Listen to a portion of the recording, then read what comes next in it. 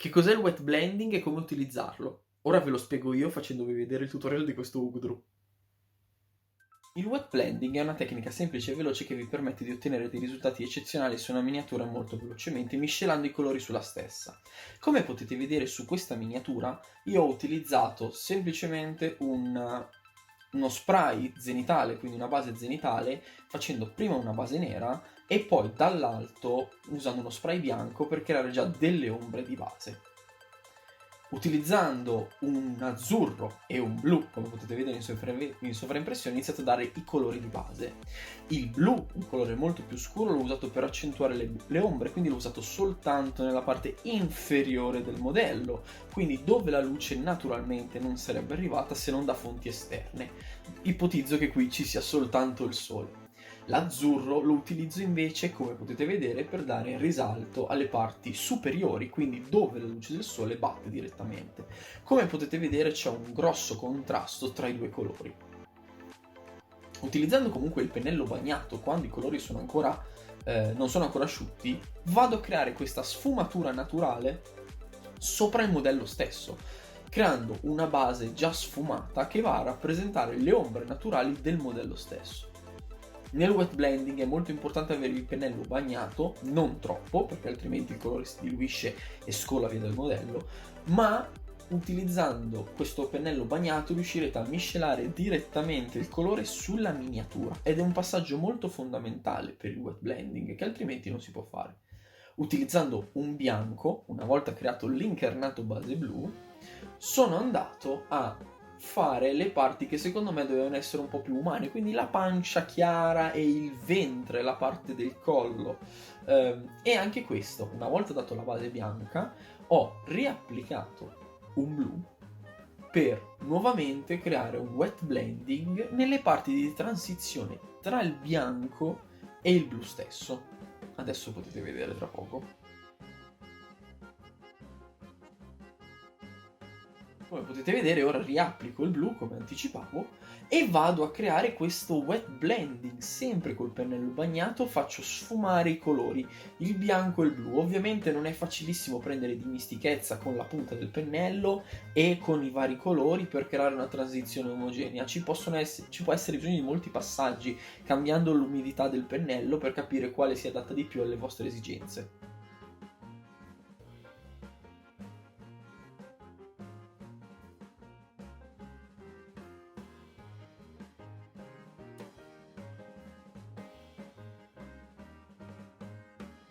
Anche sulla testa riporto il colore di base azzurro chiaro e per poi potermi preparare al wet blending con la parte della mascella rimasta bianca.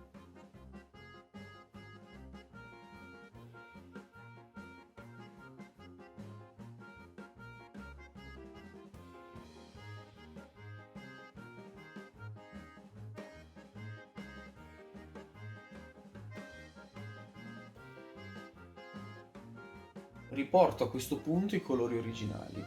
Torno con il blanco utilizzato precedentemente, questo panna sul ventre e sulla parte inferiore del collo, sul petto, per poter dare più luminosità. Infatti il black blending, utilizzando appunto dei colori molto fluidi, non vi permette di dare la tonalità massima del colore. Bisogna effettivamente poi, una volta arrivati nelle parti superate le parti di transizione, ridare il colore di base dove volete che esso sia più acceso, quindi in questo caso il bianco, come potete vedere, viene ripassato.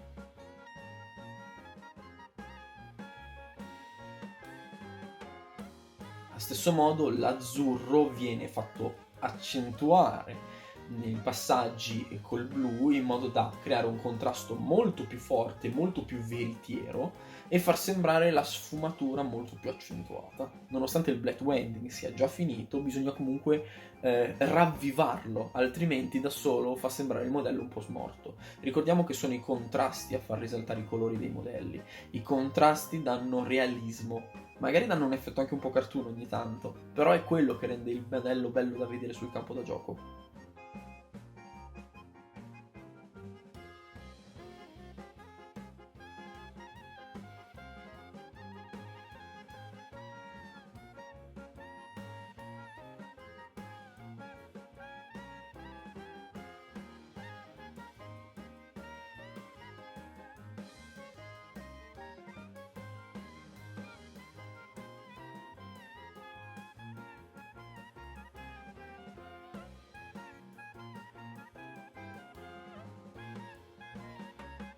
andando sempre più a schiarire i colori e accentuare i colori di base, continuo a creare contrasti anche in punti dove potrebbe sembrare già abbastanza luminoso, ma creare sempre un contrasto crea un effetto luce-ombra che rende tutto molto più interessante.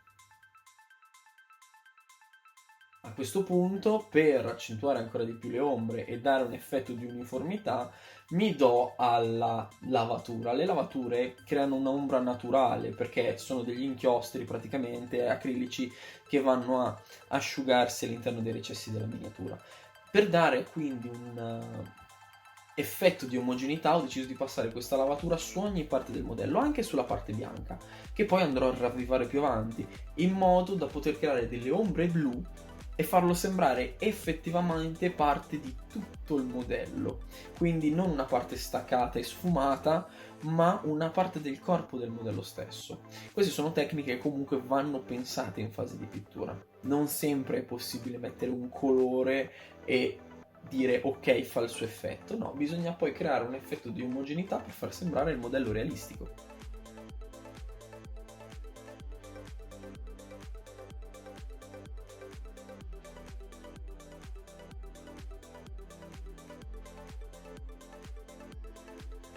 Ovviamente, utilizzando la lavatura e il wet blending potete già vedere quanto è bello.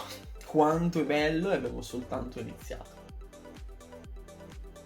Perché il wet blending è una tecnica che se si impara a padroneggiare diventa di alto livello. Questi passaggi sono solo dei dettagli, il modello potrebbe anche essere già finito così, però effettivamente se si vuole creare qualcosa di veramente interessante bisogna poi spingere sempre di più. Una volta qui finita la lavatura e asciugata la lavatura, vedete che ravvivo i colori di base, quindi il bianco vado a ravvivarlo sul ventre per creare un punto di luce, accentuare quel colore zenitale che mi ero già dato con il primo spray, la prima base e con il wet blending sfumato.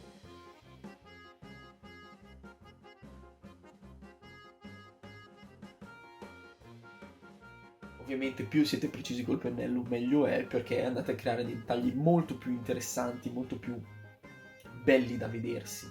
Quel punto che la persona che prende il modello in mano fa: ma come hai fatto? Finite le parti blu non vi faccio vedere, non vi tedio effettivamente con i dettagli del resto del modello, in quanto la pelle, l'incarnato era già finito. A quel punto sono andato a completare i dettagli con color pelle per le varie membrane, le varie pustole e il giallo degli occhi. Una lavatura rossa mi dà modo di creare profondità su questi dettagli e utilizzo soltanto una lavatura, in quanto voglio dare veramente uniformità a tutto, nel senso che questo modello è stato creato con soltanto 3 colori di base, se andiamo a vedere, e è già un effetto incredibile. L'occhio, come avete visto, è stato invece lavato soltanto sul fondo per creare una sfumatura, come se fosse proprio una sfera. Messi i dettagli delle unghie con un bianco normalissimo, il modello finito è questo. L'ultimo dettaglio, se vogliamo andare a fare proprio i completisti, è quello di lumeggiare anche queste parti rosa per poi avere questo modello finito.